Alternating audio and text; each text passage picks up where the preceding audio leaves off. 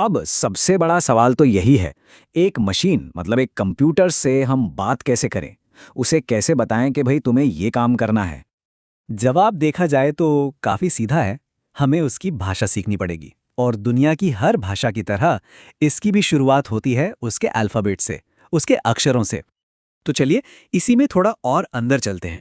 जैसे हिंदी या इंग्लिश का अपना अल्फाबेट होता है, सी का भी है, और इसे हम टेक्निकली कहते हैं सी कैरेक्टर सेट। अब ये जो सी कैरेक्टर सेट है, इसमें कुल 256 कैरेक्टर्स होते हैं। इसका मतलब ये है कि सी लैंग्वेज सिर्फ इन्हीं 256 अक्षरों, नंबर्स और सिंबल्स को पहचानती है। इसके बाहर कुछ भी लिखेंगे तो वो उसे समझ नहीं पाएगी। और ये 256 कैरेक्टर्स भी मोटे तौर पर 3 हिस्सों में बटे हुए हैं।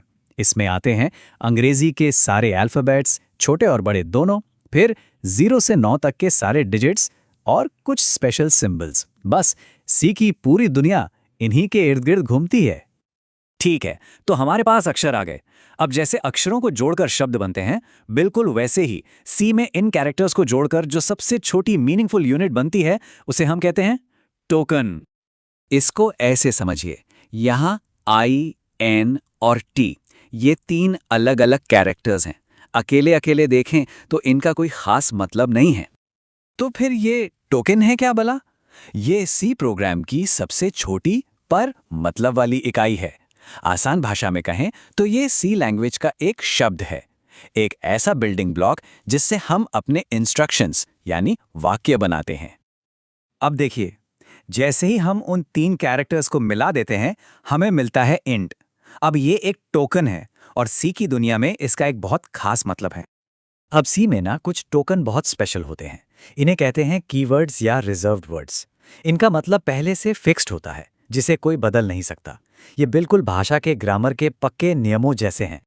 ये वो शब्द हैं जिनका मतलब कंपाइलर को पहले से पता होता है। कंपाइलर मतलब वो सॉफ्टवेयर जो हमारे कोड को मशीन की भाषा में बदलता है। तो जब भी कंपाइलर इन शब्दों को देखता है, वो फौरन समझ जाता है कि अच्छा, ये काम करना है।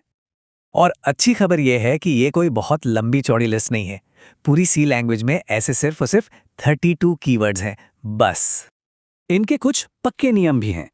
पहली बात, ये हमेशा छोटे अक्षरों में यानी लोअर केस में लिखे जाते हैं। दूसरी बात, इनका मतलब फिक्स्ड है, उसे कोई चेंज नहीं कर सकता। और सबसे जरूरी, इन शब्दों का इस्तेमाल किसी और चीज को नाम देने के लिए नहीं किया जा सकता। ऐसा इसलिए ताकि कंपाइलर को कोई कंफ्यूजन ना हो। तो सवाल उठता है कि अगर हम इन कीवर्ड्स का इस्तेमाल नहीं कर सकते, तो फिर हम अपने वेरिएबल्स या फंक्शंस को नाम कैसे देंगे? भाई यहीं पर एंट्री होती है आइडेंटिफायर्स की।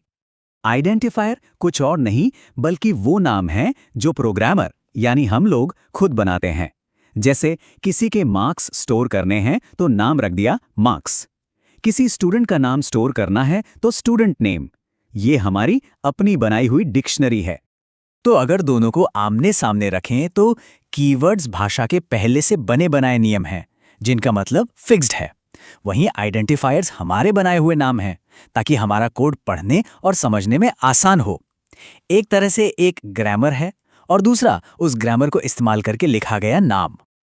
हाँ, लेकिन ये नाम रखने के भी कुछ कायदे कानून हैं। ये नियम इसलिए हैं ताकि हर नाम अलग हो और कंप्यूटर को कोई कंफ्यूजन ना हो। रूल नंबर 1, नाम हमेशा किसी लेटर या अंडरस्कोर से ही शुरू होगा। रूल नंबर 2, नाम में सिर्फ लेटर्स, नंबर्स या अंडरस्कोर ही आ सकते हैं, कोई स्पेशल सिंबल या स्पेस नहीं। और सबसे ज़रूरी रूल, ये नाम उन 32 कीवर्ड्स में से कोई नहीं होना चाहिए। चलिए, नाम बनाना तो आ गया, लेकिन कंप्यूटर को ये कैसे पता चलेगा कि जो मार्क्स नाम हमने बनाया है उसमें एक नंबर स्टोर करना है या किसी का नाम? बस इसी सवाल का जवाब देते हैं डेटा टाइप्स। डेटा टाइप का काम बस इतना है, वो ये बताता है कि हमने जो वेरिएबल या आइडेंटिफायर बनाया है वो अपने अंदर किस तरह की वैल्यू रखेगा। क्या वो एक पूरा नंबर होगा या दशमलव वाला नंबर या फिर सिर्फ एक अक्षर? सी में कुछ बहुत बेसिक और ज़रूरी डेटा टाइप्स हैं। जैसे इंट का इस्तेमाल होता है पूरे नंबर्स के लिए, जिन्हें हम इंटीजर्स कहते हैं, जैसे 42। फ्लोट का इस्तेमाल होता है दशमलव वाले नंबर्स के लिए, जैसे 3.14। और 4 का इस्तेमाल होता है एक सिंगल कैरेक्टर जैसे ए को स्टोर करने के लिए। तो देखा कैसे हम एक छोटी सी चीज यानी एक कैरेक्टर से शुरू हुए और धीरे धीरे टोकन्स, कीवर्ड्स, आइडेंटिफायर्स और फिर डेटा टाइप्स तक पहुंच गए। असल में प्रोग्रामिंग है ही यही, इन छोटे छोटे लॉजिकल ब्लॉक्स को जोड़कर कुछ बड़ा और काम का बनाना। तो अब सी भाषा के ग्रामर की एबीसी तो समझ आ गई है।